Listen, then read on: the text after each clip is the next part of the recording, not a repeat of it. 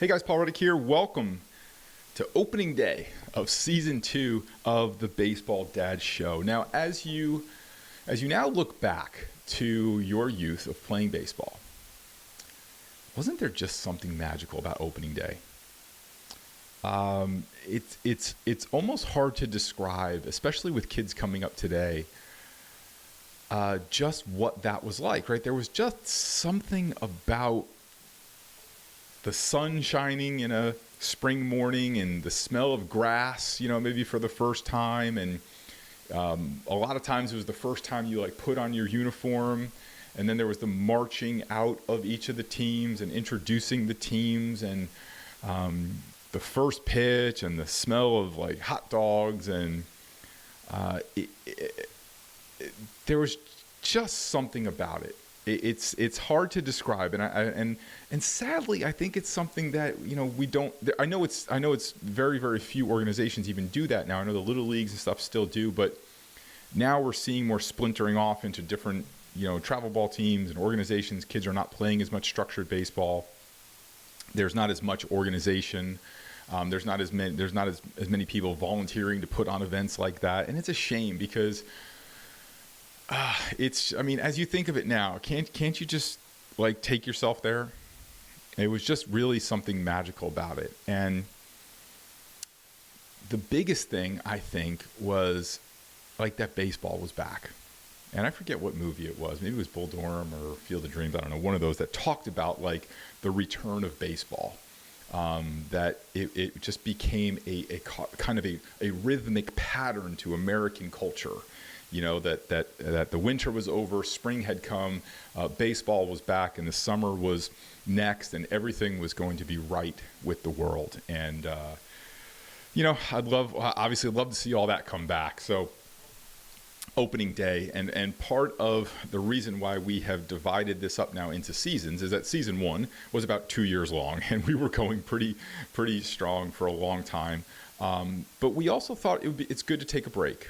It's the rhythm of baseball in season and off season. And part of that too is that I want that feeling that I'm having right now of I miss standing at this podium. We had to set up the whole thing again. We had taken it down because we were working on another project. And it has a little bit of that feel. It's still, as I'm looking at my window, it's still 29 degrees or 30 degrees here in New Jersey today. So it doesn't quite feel like opening day, but there's some of that nostalgia that is coming back. So it was great for us to be away because we came up with a ton of ideas and things that I'm really passionate to speak to you about during this season. So this will probably become a natural rhythm for this podcast, is that we will, we'll have a season and then we'll take a little break in the off season and then come back.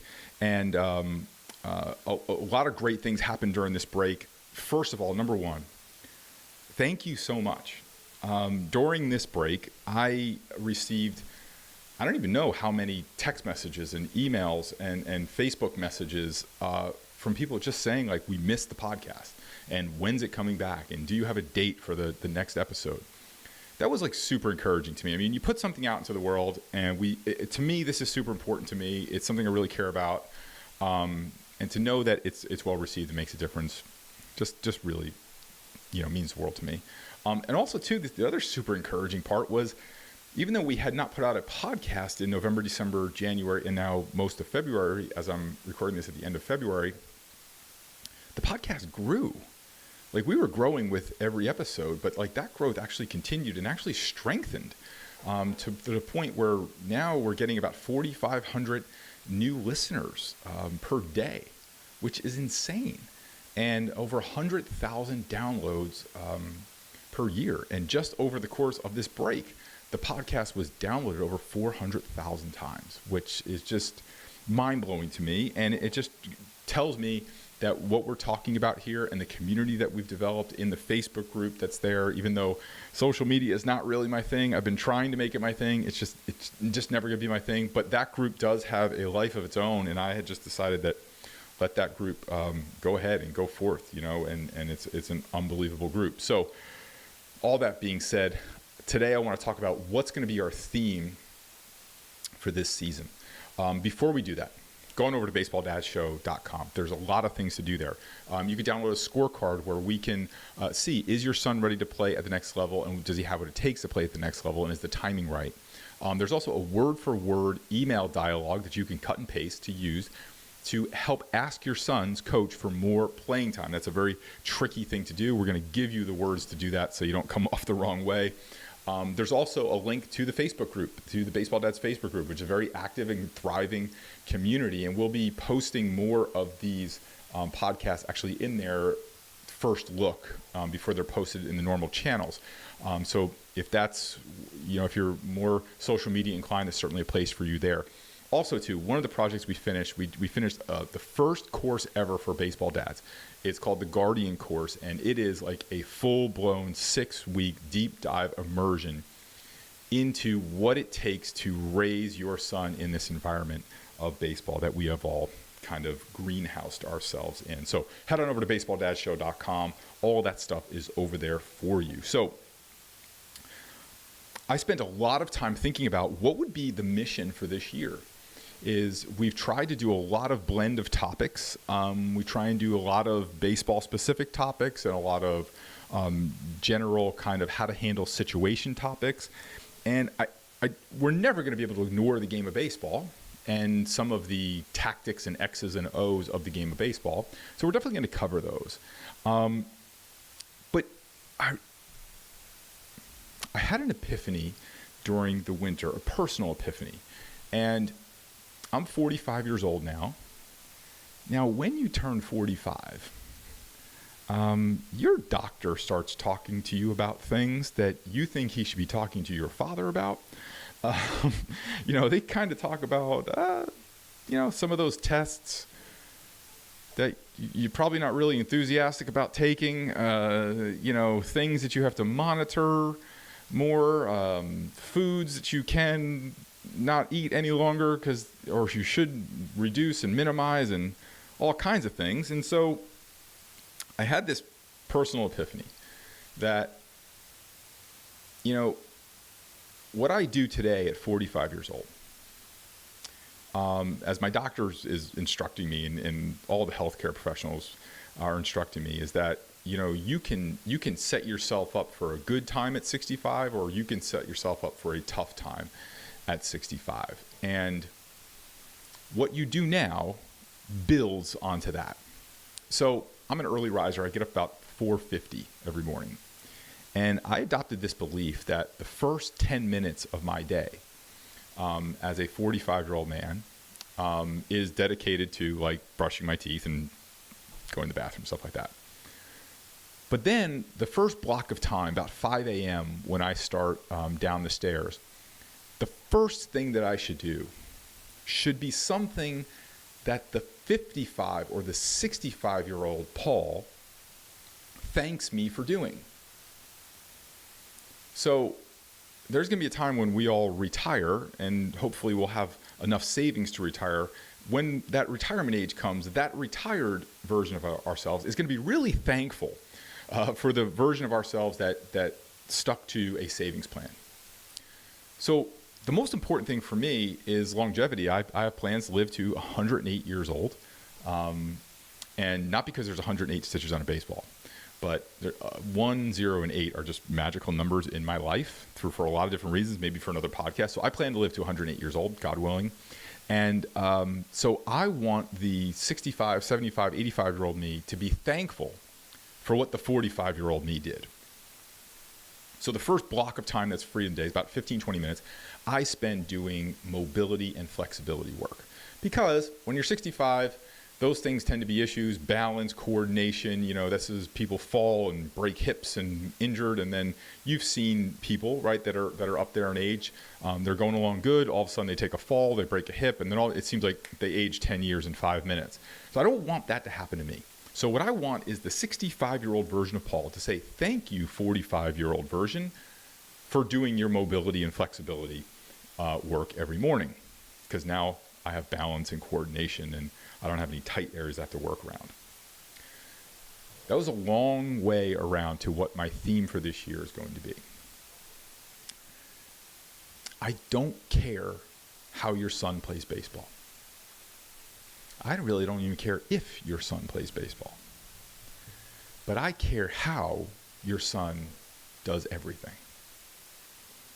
I care how he goes to school, how he talks to his parents, how he interacts with his teachers, how he is with other kids, and that would include how he is on the baseball field and how he is in the other sports and other activities and other well-rounded things we want to put our kids into. I care more about the person that your son is at 23 than I care if he makes the 12U travel team that's going to win the World National Tournament of America. That's who I care about. And that's who you should care about. Having said that, it all looks easy from the bench, doesn't it? We all watch games and we all can direct how anybody should have done anything. How a basketball team should have ran that play, how a hitter should not have swung at that pitch, how could Bill Buckner have not had his glove on the ground? How could politicians or leaders, how could they do these things? Right? Everybody has all of the answers while they're sitting on their couch or they're on the bench. It all looks easy from the bench, and I don't want to ever think that it all looks easy standing behind a podium and talking into a microphone. Because I know that is certainly, I'm very conscious of that, and I'm very conscious of kind of being in a bubble. And I never want to get there. So while I think you should care more about who he is at 23 than he is at 13 or 9 or 10 or 15, I also know that you're in the game and you're on the field. And it's just not always that easy. About a year and a half ago, 2 years ago, probably about 2 years ago now, we introduced a concept called the 23 funnel. This year, I want to stay loyal to the man your son's going to be at 23. If you are in the game and you are playing, it is very difficult for you to always be aware of everything, always be thinking clearly about everything, because you got issues with your son, coaches, so all these things coming at you, right? You're in the middle of it. It's hard sometimes to really think clearly or see the bigger picture when you're in the middle of it. So what I hope to be this year is not someone telling anyone what to do. I would hope that this podcast would maybe settle down some of the thinking, bring some clarity to that thinking, maybe calm some of the noise and some of the difficulties that dads find themselves in as they raise children. And that I feel my job during this year is to keep pointing back to who your son is going to be at 23. And that we do our best to make sure that the 23-year-old version of your son thanks you for what you guided him through when he was the 10-year-old version and the 12-year-old and the 14-year-old version. And then that the 33-year-old version of your son, who is a father and a husband, thanks you for guiding him when he was 12, 13, 14, 15, or 8 or 9. And the 43-year-old, 53-year-old, when he's a leader, maybe a grandfather himself, maybe in your position, or you're a grandfather, that he looks back. And that is going to be what we're going to hold the mission of this podcast to. It's worth repeating the 23 funnel. If you picture a funnel laying on its side, right? Small end on one side, big end of the funnel on the other side. The small end of the funnel, there would be 23. Your son at some time, give or take a year, around the age of 23, is going to take his first steps out into the real world. He's going to be in a job. He's going to be in a position where he's got to work with others. And if we want a well-adjusted, healthy, fully functioning, positive, young man with great self-esteem and self-worth to step out into the real world, what needs to go into that funnel to produce that result at the end? So for me to be a mobile, well-balanced, coordinated 65-year-old, I've got to work at this and I've got to continue to work on it. Maybe I'm a little early to the game, but I don't want to be late to the game. And as a parent, I'd much rather you be early to the game than late to the game, because as that funnel narrows and your son gets into his teens and later on, it becomes harder to get things into that funnel, and there's more voices competing for the attention in that funnel.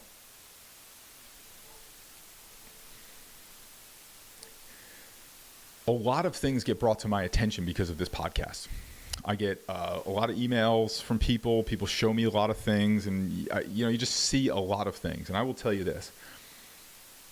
And also, too, I interact with a lot of fathers who probably give me a peek behind the curtain more so than they give to people around them because, I'm a little bit of an honest broker in this, is that when a dad's having a problem, it's a whole lot easier for them to call me and maybe get some advice than it is to maybe go to a counselor or to a psychologist because, right, there's a lot of stuff around that. And I show up on their phone bill as baseball guy or their email box as the baseball guy. So it's a safe place kind of for dads to kind of get some real world advice. And the things that I hear are troublesome to me about what our young men are up against. There are rooms full of people somewhere here in this country or other countries that are trying to figure out ways to get your sons addicted to video games or social media or iPhone apps and games. And if we're talking more seriously, there are companies and rooms full of people trying to get your sons into view pornography and all other kinds of different things that could be detrimental to them. I'm saying all this is because as the funnel narrows, the competition, there are people out there trying to pull your son into different paths, trying to get them addicted to social media likes and follows and banter and all other kinds of things that come to that, trying to get them addicted to video games through the way the video games interact with their brain. The same thing with some of the negative things like pornography and so on and so forth. That is valid and that is true. And there are struggles with that as well. And there's lots of fathers that are brought to me that those struggles that they're dealing with. So as that funnel gets narrow, it's hard. It's hard. So I want you to think about the things that you have to put into that funnel that would produce a healthy 23-year-old. And we all know the things like love and honesty and trust and integrity and hard work and dedication, discipline and sportsmanship, teamwork, fair play, all of these things, right? We know they have to go in there. Those are all the things that, look, they're just kind of surface level things. Everybody says them, nobody disagrees with them. Here are the tough things that need to go into that funnel. What about a tough loss? Does your son need to know how to take a tough loss? What about being a team player? Does your son need to know that maybe he can't be the star of every team? Does he know when he gets into that and steps into that office when he's 23, 24 years old, and he goes out into work with his project team or sales team or whatever team that he could be on in his business? Does he know how to work on a team where he's not the superstar, or is he going to leave, or has he been trained to leave a team where everything doesn't work out his way? Are there faith aspects that need to go into that funnel? Are there some education about all the things we talked about, the real world stuff that's out there of people sitting in meeting rooms trying to figure out ways to get your son hooked on all these things, social media, video games, etc.? Do they need to know all this stuff? Do they need to have honest conversations with dads? I don't want you to be late. I don't want you to be late to the future. And so the theme this year, we're going to talk our fair share of baseball. And what I would love for you guys to do is send me in your questions, because what we got a lot of great feedback on is towards the end of last year, we started doing little mini podcasts, like 5 or 6 minute podcasts. I know our podcasts are short in general as compared to most podcasts, and that's on purpose because I know you're listening to this probably when you're going to work or coming home from work. So we didn't want to take up hours of your time. But I love doing those questions, like those 5-6 minute questions. Honestly, I record them on my phone, send them to our podcast guy, and he posts them. But it's a quick way for me to answer a lot of questions that you have. So if you do have questions, send them to 567pitcher@gmail.com. 567pitcher@gmail.com. Those are the numbers, 5, 6, and 7, pitcher@gmail.com. And we would love to answer your questions on a mini podcast. And if you don't have to include your name. We generally don't say who the question is from unless you want us to. So that's going to be the theme for this year, is we're going to spend a lot of time talking about who your son's going to be at 23 and what we have to do. If I can sleep great at night if I know that I'm going to hopefully be a place that you can go that can help continually point you to that concept of who he's going to be at 23 while you're in the noisy, difficult world of actually raising young men.